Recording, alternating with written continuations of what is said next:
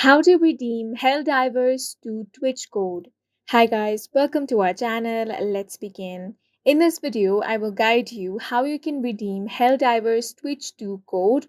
For this, you first of all want to open up any web browser, then search for Steam. Now you want to click on this website, Welcome to Steam. Now on this page, you first of all want to log into your account. For that, you want to click on the login option. Instead of web browser, you can also open the Steam app on your laptop or PC and log into your account.